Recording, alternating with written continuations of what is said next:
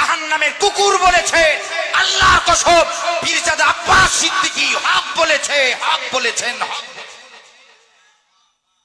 যাদের পতন ঘটবে, কথা বুঝো, সময় হয়ে গেছে, তো এদের এইভাবেই শুরুয়াতটা হয়। ওই কি বলে, পিঁপড়ের পর গজিয়েছে না কি বলে, ডানা ওই ডানা গজিয়েছে, ডানা অপেক্ষা করেন, আস্তে আস্তে ডানা খসে পড়ে যাবে অটোমেটিক। কথা ঠিক না বেঠি? ভাববেন না পীরজাদা আব্বাস সিদ্দিকী, পীরজাদা নওশাদ সিদ্দিকী ভাইজানরা ইনারা একা আছেন। আলহামদুলিল্লাহ, বাংলার জমিনে লক্ষ লক্ষ কোটি মুমিন মুসলমান আছে, তারা সকল সময় অন্যায়ের বিরুদ্ধে দাঁড়াতে রাজি আছে, হকের পক্ষ নিয়ে কথা বলতে প্রস্তুত আছে। রাজনীতি করা নবী পাকের সুন্নাত, জোরে বলবেন না? আরো জোরে বলেন সুবহানাল্লাহ। দেখেছেন আপনারা, হয়তো সব জানেন, বলেছে জাহান্নামের কুকুর, তাতে কষ্ট হয়ে গেছে। কি গো, কথা ঠিক? আরে ভাইজান তো একবার বলেছে, আমরা হাজারবার বলবো, জাহান্নামের কুকুর, জাহান্নামের কুকুর, জাহান্নামের কুকুর। কুকুরকে কুকুরই বলতে হবে, চোরকে চোরই বলতে হবে, ডাকাতকে ডাকাতই বলতে হবে। এটাই হলো নিয়ম, এটাই হলো নীতি।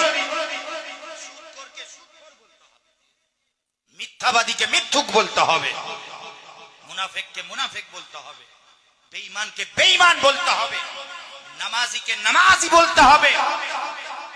যে হজ করেছে তাকে হাজি বলা হয়। কথা ঠিক না বেঠি? তাহলে যে কুফরি করেছে তাকেও কাফের বলতে হবে। সব দেখেন অপব্যাখ্যা শুরু করেছে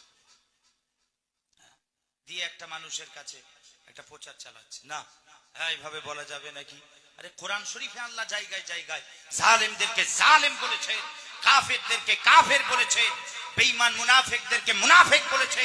আল্লাহ পাক, আল্লাহ তাবারক ওয়া তাআলা কোরআন শরীফে জায়গায় জায়গায় আল্লাহ বলেছে, হ্যাঁ, জানোয়ারের থেকে নিকৃষ্ট বলেছে, হারামজাদা বলেছে, উতুল্লিম বাদা যালিকা জানিব বলেছে, নুতফায়ে হারাম বলেছে, ওয়ালাদুজ জিনা বলেছে, হ্যাঁ, বালহুম আদাল বলেছে। তুমি বলছো বলা যাবে না? তুমি যাদেরকে বলেছে ভাইজান, আমাদের পীরজাদা আব্বাস সিদ্দিকী ভাইজান, কথা ঠিক না বেঠি? যাদেরকে বলেছে, যাকে বলেছে তুমি হকদার, তাই বলেছে।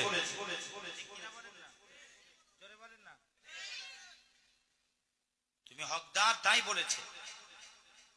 তিনি কওমের লিডার হিসাবে, নেতা হিসাবে, একজন পীরজাদা হিসাবে, একজন আলে আওলাদে মুজাদ্দিদুজ জামান হিসাবে, একজন স্বাধীনতা